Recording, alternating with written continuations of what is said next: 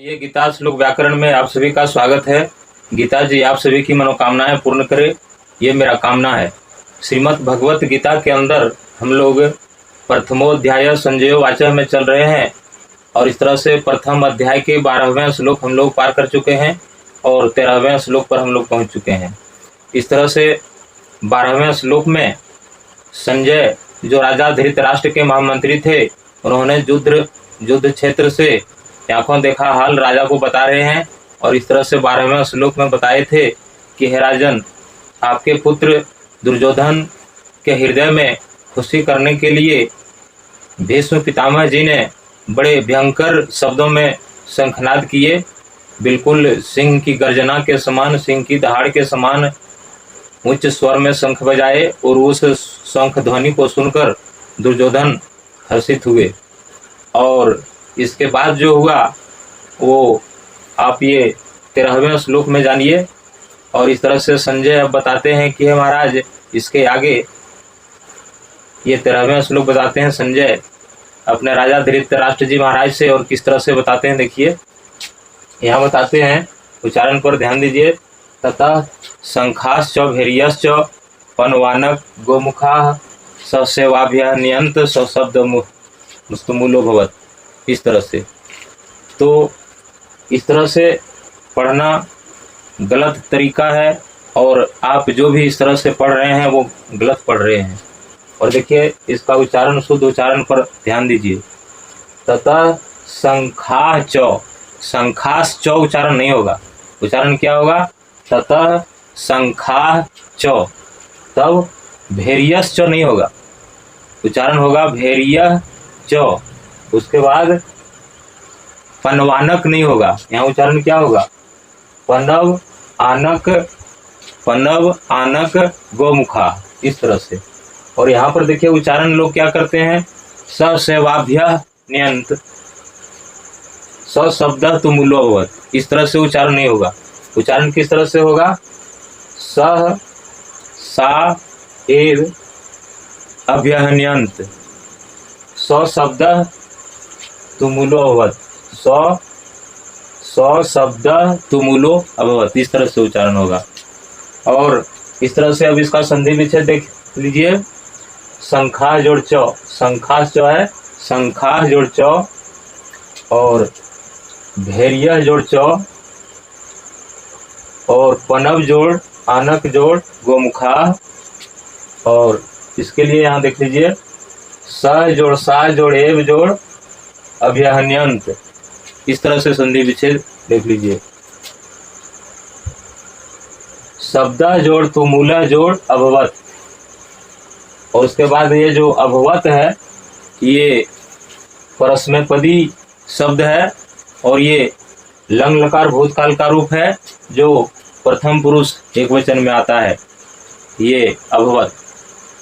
और इस तरह से अब इसका हिंदी जानिए। यहाँ पर संजय बताते हैं राजा धृतराष्ट्र जी महाराज से कि हे महाराज, जिस तरह से 12वें श्लोक में संजय बोले थे कि भीष्म जी दुर्योधन के हृदय में खुशी उत्पन्न करने के लिए बड़े घनघोर शब्दों में, बड़े ऊंचे शब्दों में शंख बजाए, जो सिंह की दहाड़ के समान, सिंह की गर्जना के समान स्वर में, आवाज में शंख बजाए, और उस शंख ध्वनि को सुनकर दुर्योधन हर्षित हुए।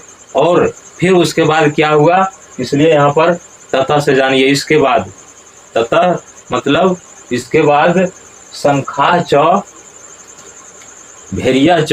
अब कहते हैं कि है महाराज, ठीक उसके तत्पश्चात भीष्म जी ये समझकर शंख नहीं बजाए थे कि हमारे शंख बजने से युद्ध शुरू हो जाएगा।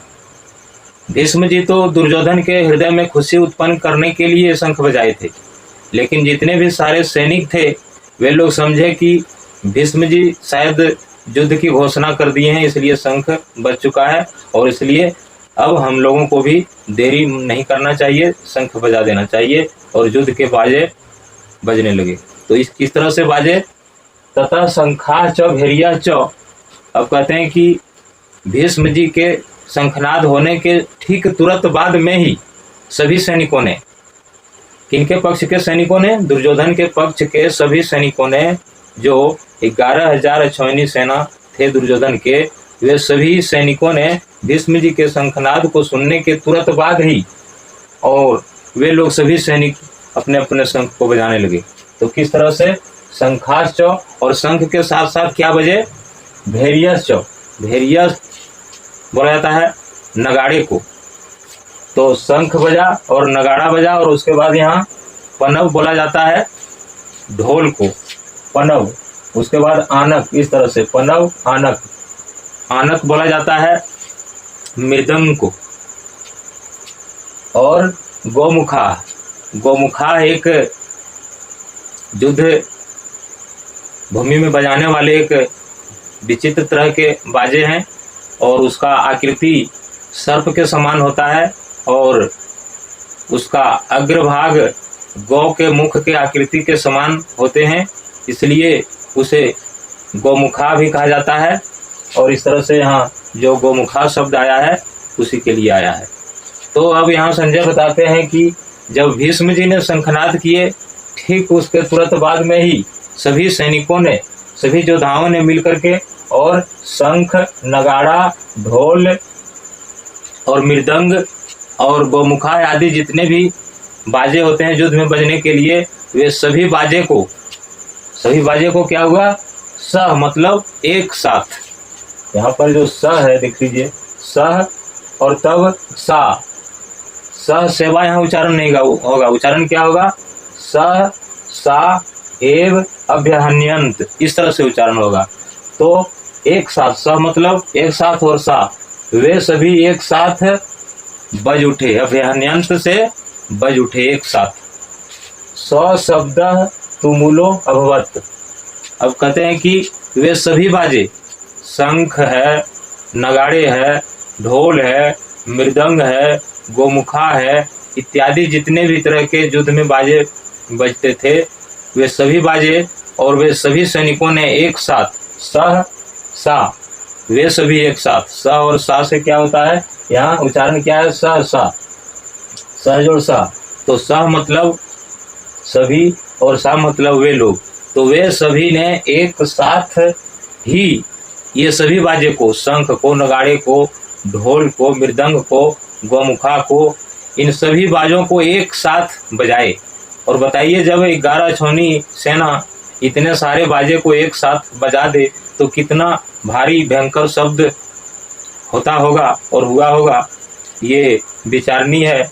लेकिन यहाँ पर देखिए बताते हैं कि सभी एक साथ बज उठे और स शब्द, स मतलब हुआ उसका शब्द तुमुलोभवत।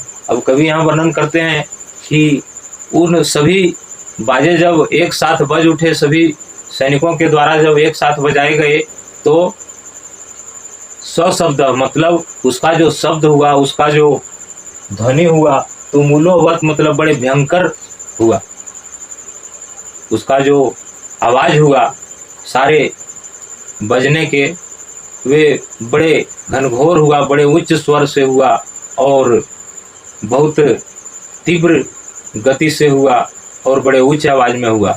इस तरह से शंख, नगाड़े, ढोल बजे। और इस तरह से ये जो 13वें नंबर का जो श्लोक है, इस श्लोक के बाद अब ये दुर्योधन पक्ष का वक्तव्य समाप्त हो जाएगा।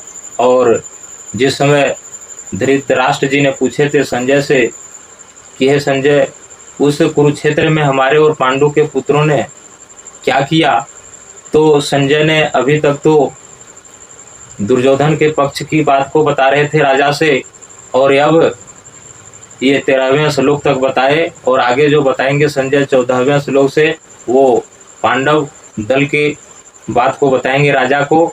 और इस तरह से श्लोकों का शुद्ध उच्चारण के लिए आप गीता श्लोक व्याकरण चैनल को सब्सक्राइब करें, लाइक करें, कमेंट करें, ताकि गीता के गूढ़ रहस्य की जानकारी आप तक सुगमता से पहुंच सके। और इस तरह से उच्चारण को शुद्ध बताना ही इस चैनल का मुख्य उद्देश्य है। और इस तरह से आप इस चैनल को आगे बढ़ावें। जय गीता जी, जय गोविंद, राधे राधे।